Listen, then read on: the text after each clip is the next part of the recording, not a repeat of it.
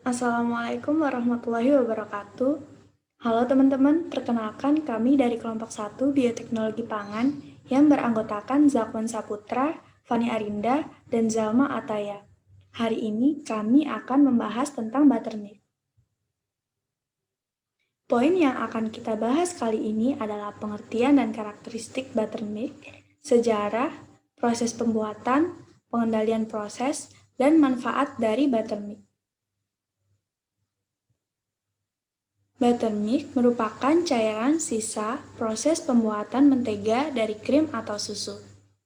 Buttermilk umumnya memiliki rasa yang asam karena krim yang digunakan untuk membuat mentega harus diasamkan atau dimatangkan terlebih dahulu.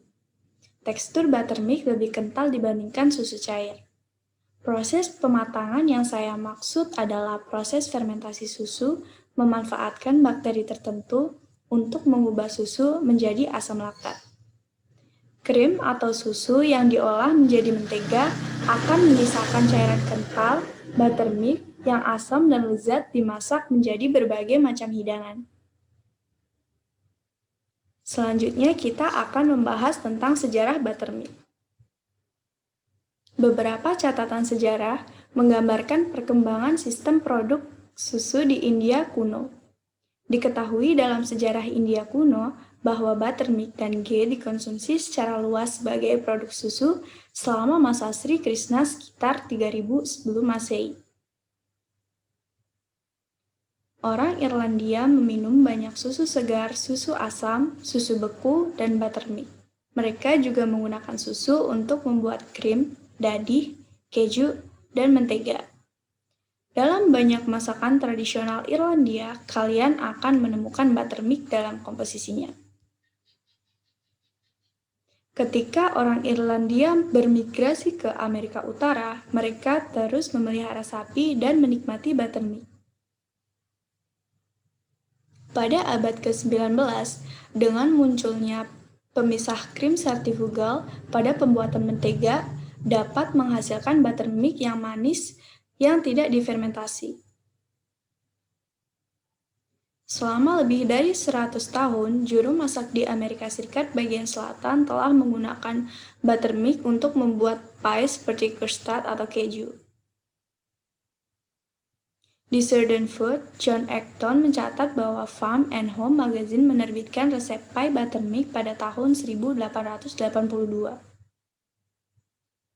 Nah, pada saat ini, buttermilk dibuat dengan menambahkan kultur bakteri khusus ke susu rendah lemak atau tanpa lemak sehingga dapat mengental dan mengembangkan rasa yang lebih tajam. Buttermilk sendiri pada dasarnya dibagi menjadi 3 jenis. Yang pertama adalah tradisional atau konvensional buttermilk, yang berasal dari sisa cairan susu pasteurisasi yang digunakan untuk membuat mentega. Yang kedua adalah kultur buttermilk. Sama halnya dengan tradisional buttermilk, namun pada kultur buttermilk ini ditambahkan dengan proses fermentasi menggunakan bakteri penghasil asam laktat. Selanjutnya adalah acidified buttermilk. Pada pembuatannya dilakukan penambahan asam yang food grade, bisa dari cuka atau jus lemon ke dalam susu agar terjadi pemadatan. Selanjutnya adalah proses pembuatan konvensional dari buttermilk. Yang pertama adalah raw cream. Dari produksi butter, kita pasteurisasi pada suhu 88 sampai 93 derajat Celcius. Dilakukan dua perlakuan, yang pertama maturation, yang kedua fermentation maturation.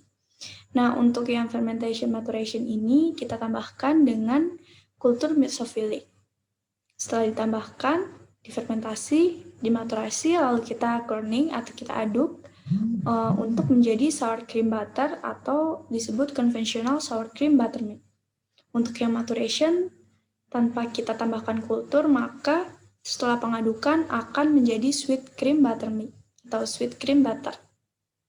Nah, proses selanjutnya yaitu sweet cream butter akan di-addition dengan citrate, milk, butter, or whey powder. Lalu kita tambahkan dengan mesophilic flavoriculture atau kultur mesophilic. Selanjutnya dipasteurisasi, dikuling, dan dilakukan fermentation. Setelah di fermentation, kita lakukan breaking, cooling, packing, lalu jadi fermented buttermilk. Ini adalah produk raw cream yang biasa dijual di supermarket, dan ini diperoleh dari proses pembentukan atau produksi butter, di mana yang menggumpal adalah butternya dan yang cairannya adalah buttermilknya atau raw creamnya. Nah, lalu ini adalah mesophilic culture, dan ini adalah buttermilk. Selanjutnya adalah proses pembuatan kultur buttermilk.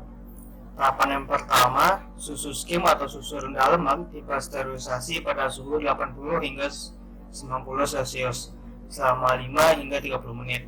Setelah pasteurisasi, wajib adanya perlakuan berupa cooling atau pendinginan karena bakteri yang akan dikulturkan itu termasuk jenis bakteri mesofil, yaitu yang dapat tumbuh di suhu 20 hingga 45 Celcius. Setelah diinokulasi, dilanjutkan dengan inkubasi selama 15 hingga 20 jam pada suhu 19 hingga 22 Celcius. Lalu, pendinginan dan pemecahan koagulum atau koagulasi pada pH 4,6 hingga 4,7. Lalu dilanjutkan dengan packaging dan penyimpanan pada suhu rendah.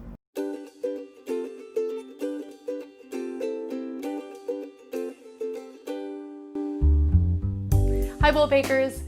Since starting Bigger Bolder Baking, I realised I use a lot of buttermilk in my baking. In Ireland, we use it a lot for our breads, cakes. It adds really good flavour and texture. However, it is not available in every country, so I'm going to show you how you can make it yourself so you never have to leave it out of any of my recipes again. Into a jug, we're going to pour in our milk. Into the milk, I'm going to add in 2 tablespoons of freshly squeezed lemon juice, or you can use a white vinegar. Now take a spoon, just mix those two things together, and then let it sit at room temperature for a minimum of 30 minutes. You'll notice that it gets thicker and it starts to coagulate, and that is exactly what we want. It's been 30 minutes, and then look at this. You see how lovely and thick. You see little lumps of curdles. This is perfect. And there you go. 2-ingredient homemade buttermilk in no time at all. Now you can store this in the fridge for up to 3 days if you don't want to use it straight away. I use buttermilk to make my chocolate cake, Irish soda bread, and red velvet pancakes. Thank you so much for watching, and be sure to check out all of my other Bold Baking basics for lots of great tips just like this one. Berikut adalah data perbandingan chemical komponen buttermilk biasa dengan buttermilk kultur atau kultur buttermilk. Pada kultur buttermilk memiliki lemak yang lebih rendah dan tinggi mineral dan protein.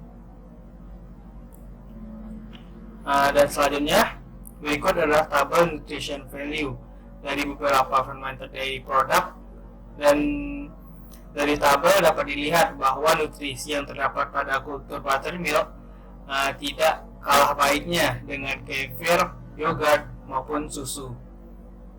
Dan pada kultur buttermilk ini terdapat banyak vitamin dan mineral yang baik untuk tubuh. Selanjutnya, pengendalian proses pembuatan buttermilk. Yang pertama, kultur yang digunakan untuk membuat buttermilk merupakan kultur asam laktat yang terdiri dari spesies Lactococcus dan Leuconostois.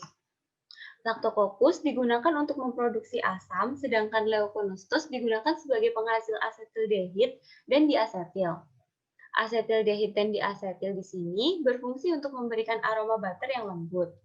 Konsentrasi asetildehid yang digunakan adalah kurang dari 1 mg, sedangkan konsentrasi diasetil antara 2-5 mg. Nah, untuk jenis biakan bakteri pemula atau starter culture biasanya menggunakan Lactobacillus burgallicus untuk membuat buttermilk Bulgaria. Selanjutnya, total produksi bakteri harus terdiri dari tidak lebih dari 20% penghasil aroma. Nah, selanjutnya suhu fermentasi yang digunakan yaitu suhu optimum bagi kedua spesies yaitu 22 derajat Celcius. Nah, untuk pH-nya sendiri harus dijaga agar pH-nya tetap pada pH 4,6 hingga 4,7. Nah, kemudian karakteristik tekstur yang baik dari buttermilk ini bergantung pada konsentrasi total padatan dan tidak ada pemisahan whey. Nah, untuk buttermilk sendiri bisa disimpan pada suhu lemari es dan penyimpanan antara 2-3 minggu. Selanjutnya untuk manfaat dari buttermilk sendiri, berdasarkan literatur, kasein yang terdapat di culture buttermilk lebih mudah dicerna dibandingkan dengan susu segar atau uncultured. Sehingga culture buttermilk dapat digunakan oleh pasien yang menderita gangguan lambung.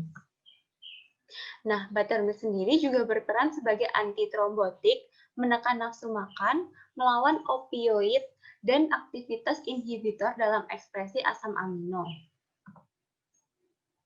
Nah, whey protein yang terdapat pada buttermilk dapat memperkuat stimulasi oksidasi asam amino, sintesis protein, antiobesitas, menstimulasi sekresi insulin, dan cocok untuk memperbaiki berat badan, serta dapat juga untuk memfasilitasi pertumbuhan mikroorganisme yang baik bagi tubuh, yaitu bifidobakteria dan lactobacilli.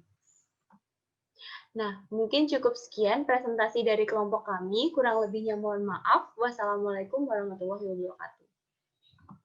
Berikut referensi yang kami gunakan.